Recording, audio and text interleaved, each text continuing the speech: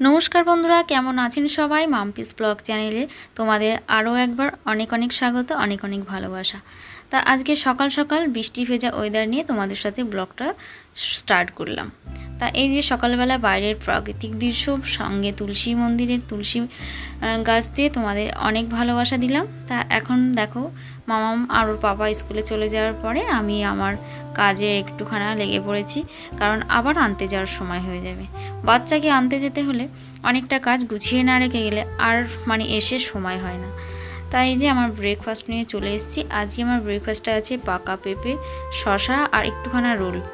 এটাই আজকে সকালে আমি ব্রেকফাস্ট করে নেব। পাকা পেঁপে আমার ভীষণ প্রিয়, আর এই বর্ষার সময়টা দেখবে খুব একটা ভালো পাকা পেঁপে পাওয়া যায় না বাজারে। দেখবে পাওয়া গেলেও খুব একটা মিষ্টি হয় না, একটা ফ্যাকাশে ভাব। কিন্তু কিছু করার নেই। আর সকালে বাসি পেটে পাকা পেঁপেটা আমার মনে হয় ভীষণ উপকারী খেলে। আমার তো অন্য কোনো ফ্রুটস খেলে অ্যাসিডিটি হয়ে যায়, কিন্তু পাকা পেঁপেটা খেলে কিছু হয় না। আর আমি ভীষণ ভালোবাসি, বাজারে গেলে পাকা পেঁপেটা আমি খুঁজি। বিশেষ করে বর্ষাকালটা একটু অপছন্দ হলেও বলে না, কোথাও একটু ভালোবাসা, সুপ্ত ভালোবাসা লুকিয়ে থাকে। তাই সকাল সকাল খুব একটুখানা ওরা যখন সকালে ওদেরকে রেডি করে বের করতে, যেন আমার মনে হয় আমার উপর দিয়ে একটা ঝড় বয়ে যায়। দুজনকে বের করে দিতে খুব চাপ হয়ে যায়। আর আমি না সবার মতো অত হুটোপাটা করে কাজ করতে পারি না। আবার দেখো বৃষ্টি শুরু হয়ে গেল। আজকে দিনটা যেন বৃষ্টি ভেজা দিয়ে শুরু হবে। আর সত্যি কথা বলতে আজকে একটা মজার বিষয়, সকালে অতটা বৃষ্টি হচ্ছিল না। আমি আজকে ইলিশ মাছ কিনেছিলাম।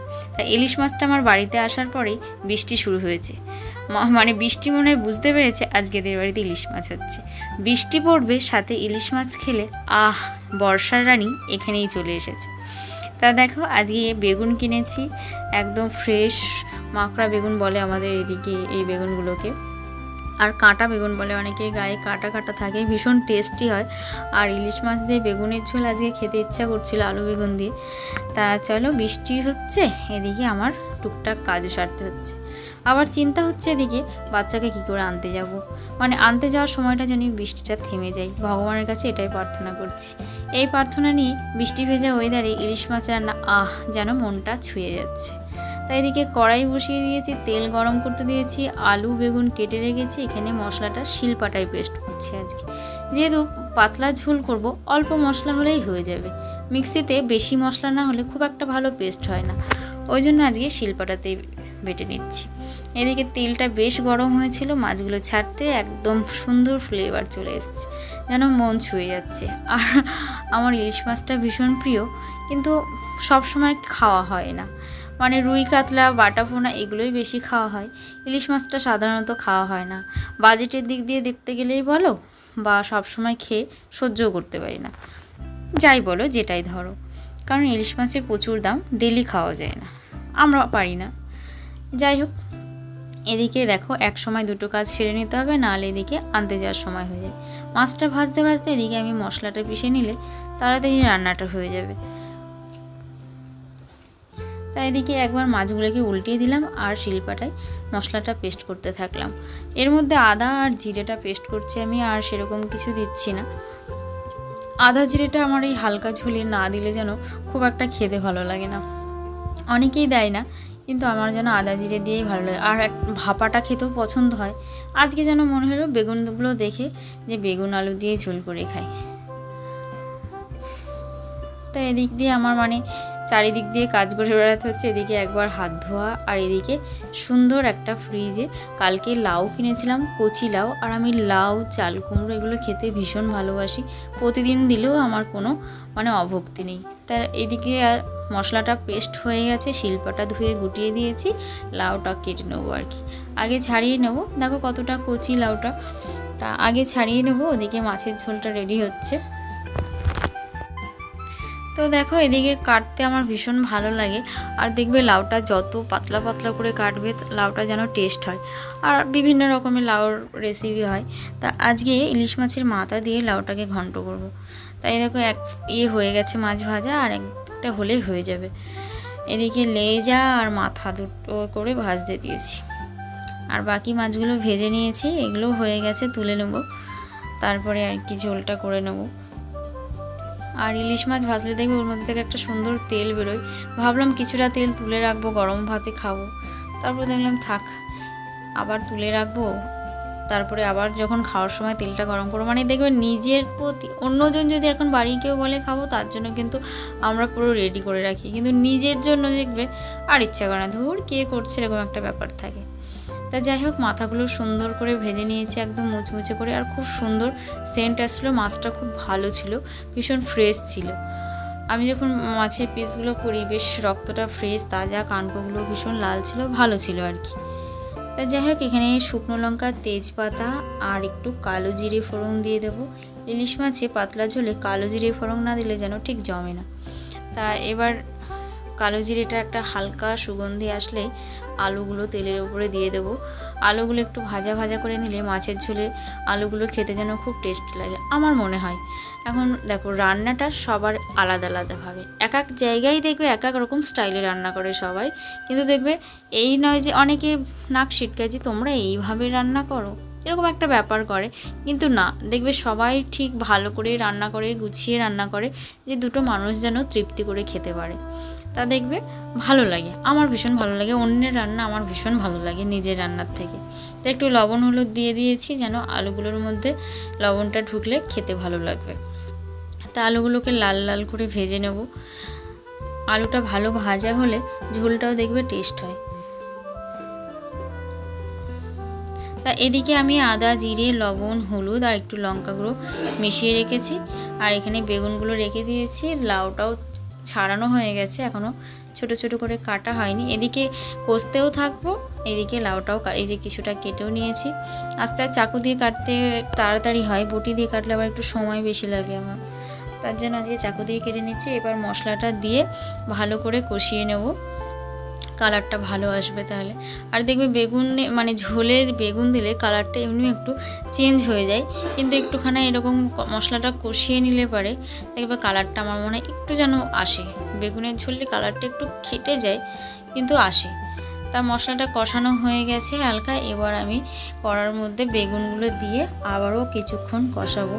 কারণ বেগুনগুলো আগে দিলে হয় কি, তেল টেনে নেয় বেগুনগুলো, পুরো একটু কষিয়ে দিলে পরে বেগুনটা তেল টেনে নিলেও অসুবিধা হয় না।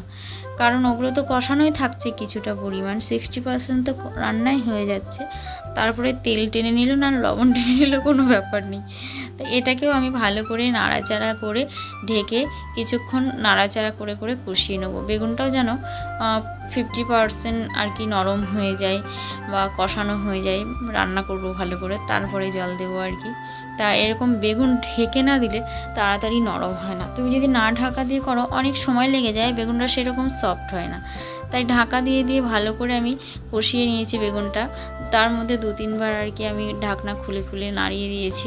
দেখো বেগুনটা কি সুন্দর সফট হয়ে এসেছে, আগে কড়াই ভর্তি হয়েছিল, এখন কত সুন্দর নরম হয়ে গেছে। তা আলু বেগুন অনেকটাই আর কি নরম হয়ে গেছে, মশলাটাও ভালোভাবে কষিয়ে নিয়েছি। এবার জল ঢেলে দেবো, কারণ জল তো দিতেই হবে, পাতলা পাতলা ঝোল করতে হলে জল না দিলে হবে। তাই যে জল দিয়ে দিচ্ছি।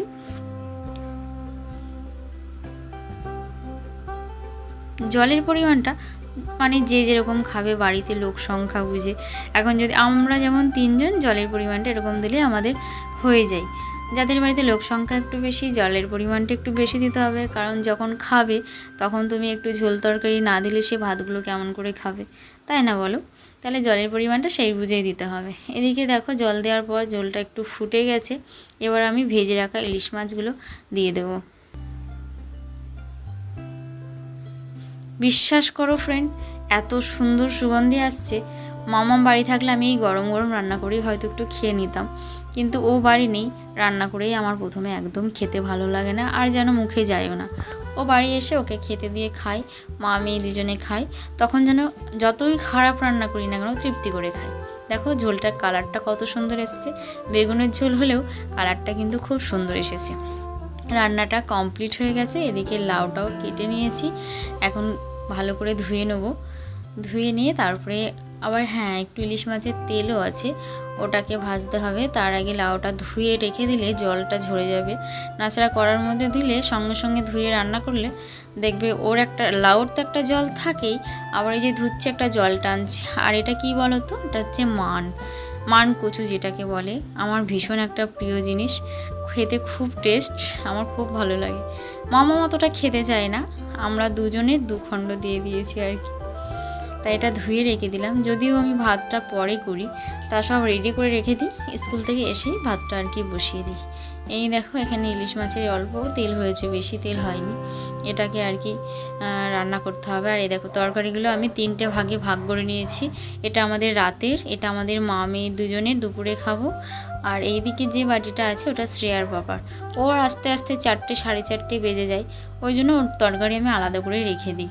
আর ঘাটাঘাটি তরকারি আমাদের কেউ খেতে চায় না, যে যখন খায় তার জন্য ভাগে ভাগে তুলে রেখে দিই, মানে নাড়াঘাটা বেশি করি না। এদিকে কড়াইটা একটু জল দিয়ে ধুয়ে নিয়ে বসিয়ে দিয়েছি, আর এদিকে লাউয়ের মধ্যে লঙ্কা হলুদ লবণ দিয়ে রেখেছি। আর এদিকে মাছের তেলটাকে ওই লঙ্কা ফোড়ন দিয়ে ভাজা করব।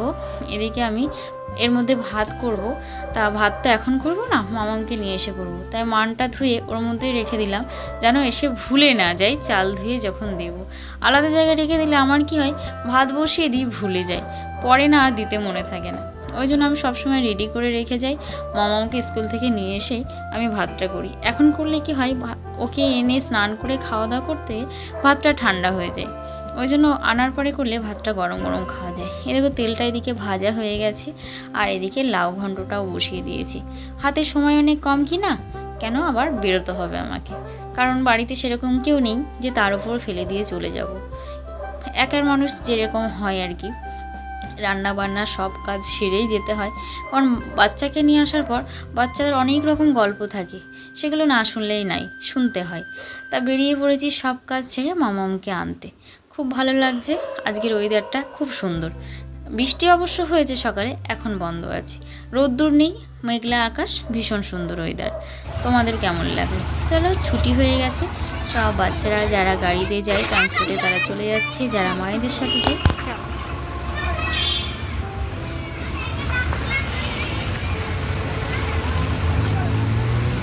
গাড়ি আসছে।